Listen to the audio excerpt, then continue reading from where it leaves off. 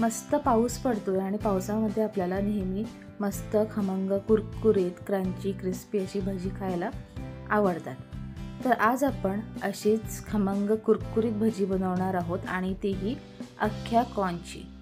नमस्कार, मी स्वराली, स्वराज किचन रेसिपीमध्ये आपल्या सर्वांचं मनापासून स्वागत। आज आपण बनवतोय कॉर्नची भजी। चला तर मग सुरुवात करूया रेसिपीला। पण त्यापूर्वी एक विनंती, जर आपण या चॅनलवर नवीन असाल किंवा जर आपण या चॅनलला सबस्क्राइब केलं नसेल तर प्लीज बाजूच्या बेल आयकॉनवर क्लिक करून सबस्क्राइब करा, म्हणजे माझे अपकमिंग व्हिडिओज आपल्याला मिस होणार नाही।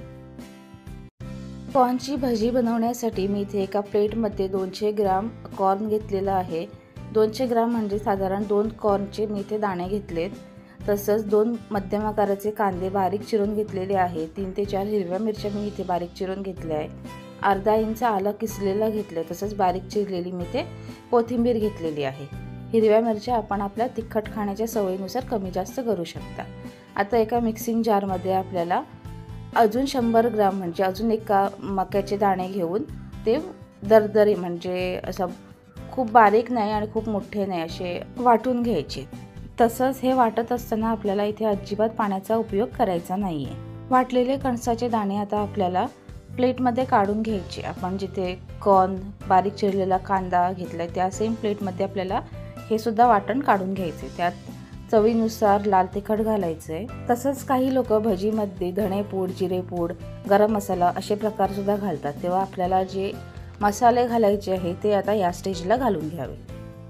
अर्धा चमचा जिरं, तसंच अर्धा चमचा ओवा आपल्याला हातावर थोडासा क्रश करून भजीमध्ये घालून घ्यायचे।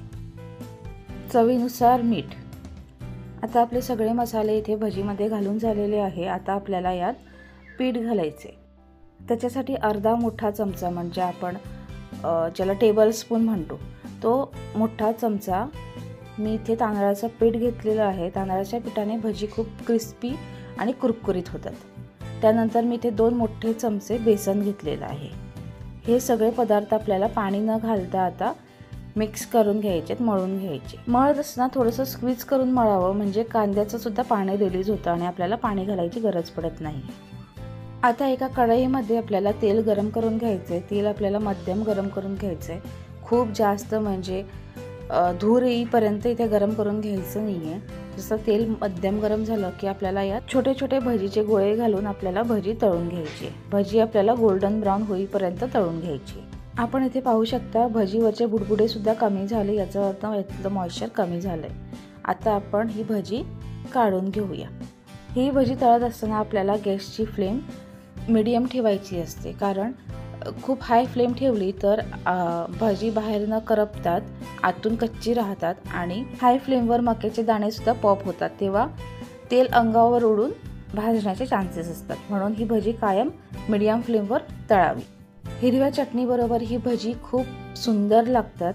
या चटणीचा व्हिडिओ मी ऑलरेडी अपलोड केलेला आहे, लिंक डिस्क्रिप्शनमध्ये दिलेला आहे। तेव्हा हा व्हिडिओ कसा वाटला ते नक्की कमेंट करून कळवा। सर्वात महत्त्वाचं, बेल आयकॉनवर क्लिक करून स्वराज किचन रेसिपी या यूट्यूब चॅनलला सबस्क्राईब करा, लाईक करा व जास्तीत जास्त शेअर करा। धन्यवाद।